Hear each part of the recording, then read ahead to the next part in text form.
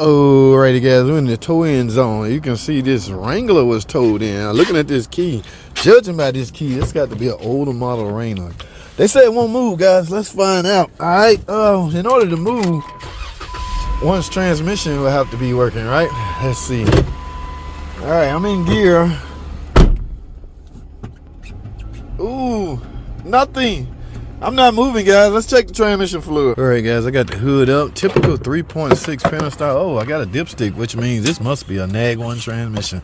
Now let's see what we have on the dipstick. Absolutely nothing, guys. Y'all know what that means? That means that the fluid leak should be obvious. All right, when you have nothing in your transmission, something has to be obviously visible. And what do you know? Look at all this transmission fluid coming from the transfer case area. All right, guys, I got to get into the shop. Y'all stay tuned for the full video. Alrighty, guys, real quick. Y'all see this trail? Yes, I am responsible for this. I had to back up, back in, and back up just to get this Wrangler in this stall. Okay, y'all remember this is the one I brought in last week that wouldn't pull because of this big ass hole in the trans pan. I had to put a quart of fluid in here and try to hurry up and give it to him. Dry. That's because I did not want to push it in. Well, I found out what happened, guys. She said she hit something in the road. Now she's gonna try to use her insurance company to come back or try to get reimbursed by the state. I don't know how well that's gonna work out, but what I have here is simple: a new pan, a new gasket. I don't need RTV because the Nag 1, it's a Nag 1, guys. It comes with a gasket, and I have supposed to have 5 gas. ATF +4. All right, make sure you use the right fluid. I'm supposed to have a filter. Where's my damn filter? Yes, there's a filter come on a Nag 1 as well. So I'm missing a filter and I don't need RTV. I think they gave me this when they were supposed to give me a filter. Well, anyway, I got to get this thing fixed, guys. That's all I have, man. Thanks for watching. Alrighty, guys. We might as well make a long video out of this. I'm getting ready to replace this pan. Y'all see that big old hole right there? From my understanding, it hit something in the road. Remember when I told y'all on the last short, she might be trying to get the state to pick up the tab. Okay, I guess her insurance company going to go after the county or whoever. I don't know, as long as I get paid. I know that sounds selfish, but it's a fact. Now, guys, it's not as clear of a shot as you would think, right? It's a Nag 1 transmission. I just took one bracket off that was covering this pan. The challenge you're gonna have is, even when I drop the pan, remove all 6 bolts, the pan's still not, see, that ain't enough clearance to totally drop that trans. So drop the pan, because remember there's a filter hanging down as well. So here's what I'm about to replace. The pan, it don't look like they damaged the actual transmission, just the pan. And this is the one where all the fluid leaked out and the car wouldn't go anymore, so they towed it here. Remember those other 2 shorts videos? They will be in the description, those shorts videos, so, because you need to get an understanding of what I was up against. Yeah, when you get a vehicle in and say it won't pull, that's one of the first things you would check is the transmission fluid level. Now, how ironic, this thing do not have a dipstick. They do, however, have a dipstick tube. So you would need to come up with a special tool. You can make one. You can use your oil dipstick. You need to stick some down in there to get a sense of how much fluid you have in the transmission. If nothing show up on a stick, you simply have no fluid. Now, what I did, remember, it's still outside. They towed it in. I pulled a quart of fluid in it, and guess what?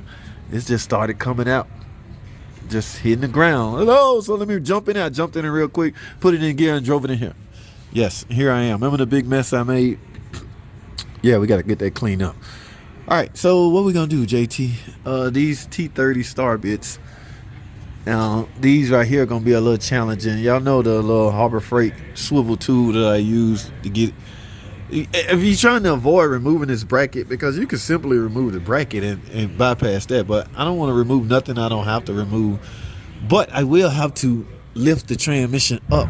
So what I'm going to do is let's do this. I'm going to take, the transmission is bolted to this bracket. It's used like a support. Okay, so I'm going to take these bolts off right here and then stick a jack stand under here and lift this up. That'll give me some clearance between here. All right, y'all see where I'm going with this? All right, let me go find a long jack stand. All right, stay tuned, man. I'll be right back.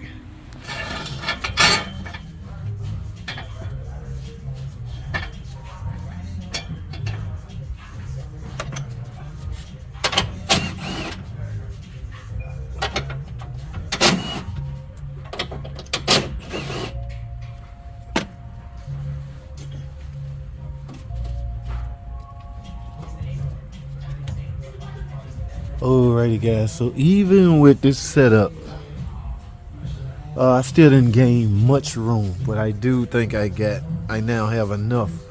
See, this is, I mean, I cleared this just a little bit, but I think that should be just enough to get this pan out and clear this exhaust and this bracket.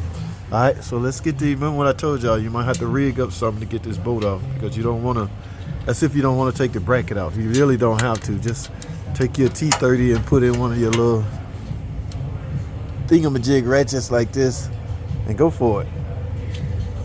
Yeah, so you can do that to both sides. So I'm gonna get those out. I'm gonna use a straight shot extension and a T30 to get these out. All right, let's get this pan off, man.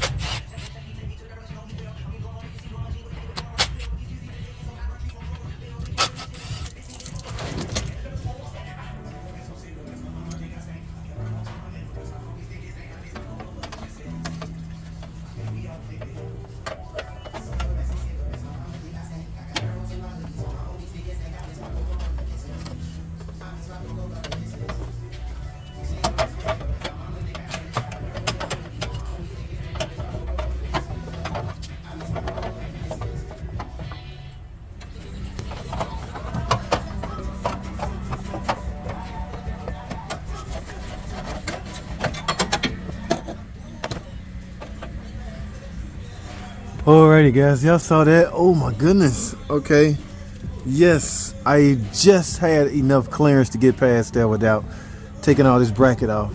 Now remember guys, my labor rate do not justify taking a lot of stuff off, so I'm trying to stay within the estimate, the original estimate. But I got the pan off guys. Now the rest is simple, reverse everything I just did. I'm gonna go in with a new filter, of course, go in with a new pan. In fact, let me show y'all what we got over here. All right, I don't need no RTV. I got to go up there and get a filter. This is a Nag 1 transmission. It has a silk filter and has a rubber gasket. Of course, the pan is right here. Guys, this is the most important thing. Make sure you go in with the right fluid. ATF plus 4 on this Nag. I only see 4. I'm thinking I'm going to need at least 5, so I'm going to go get one more of these and a filter, and I'm going to wrap this job up, guys. That's all I have. Yeah, I just wanted to show any potential newbies out there, if you're faced with these kind of challenges, all you got to do is simply improvise the best of your ability. All right, yeah, you can see the motor mounts is lifted up. I'm not bending anything, I'm not crushing anything. When you're jacking up or lifting up things, make sure you find something real solid and heavy. This transfer case is just the right thing to lift up on, but you got to also make sure you don't lift into the body and crush anything or warp these drive axles. Okay, yeah, all this stuff matters. Okay, so if you going upwards and you start hearing some noises that don't sound right, stop. Okay, I did not hear such noise, and I think I cleared it just fine. I'm gonna go back together with it. All right, moral of the story, I guess, watch out what you run into in the road.